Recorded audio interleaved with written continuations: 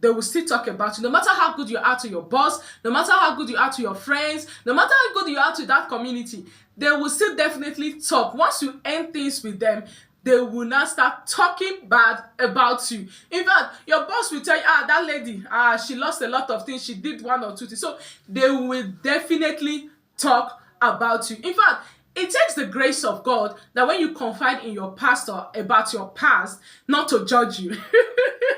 It takes the grace of God. Let me tell you a story. There's this lady that confided in her pastor about her past, how she aborted a lot of kids, how she was just not too good. And then, but she told the pastor that, you know what, I want to change. I want to be a new person. I want to serve God and all of that. The pastor said, no problem. So the pastor took her in and started training her and all of that.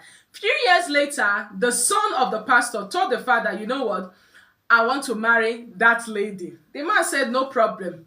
But he went to meet the mom and told the mom that, you see, I want to marry this particular lady.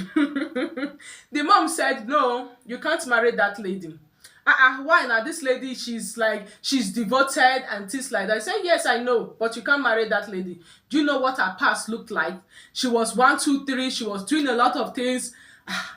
The guy was shocked and went to meet the wife to be, and say, is it true? So the lady said, yes, it's true, but that was my past, but I've changed and things like that. Guy begin to rethink, started thinking so many things. Now, let me just pause there. Just imagine if that guy, they maybe continue with the marriage, marry this lady, and they started having child problem. Do you know that guy might think of what the mom said, that, oh, this lady did 1 or 2 things, so she has wiped off her womb. I might use that same thing against the wife. You see how things are, like, you see how human beings, they behave. So at the end of the day, it takes grace of God for a man of God not to even judge you. It takes the grace of God. So if you even have issues, you have things that you feel you want to talk about, I think the best person to talk about is God. Yes, you just go to God and say, God, this is it. Oh, I hand over it to you. Forgive me and things like that. Because there are certain people you will just go and talk, except if you know this person is like, this person knows her place in God. This person, you know that she will not judge you, which sometimes is rare to find. If you trust that person, you can decide to tell the person. But if you know that, I've never had good relationship with people, telling people my secrets, my dear, just go to God.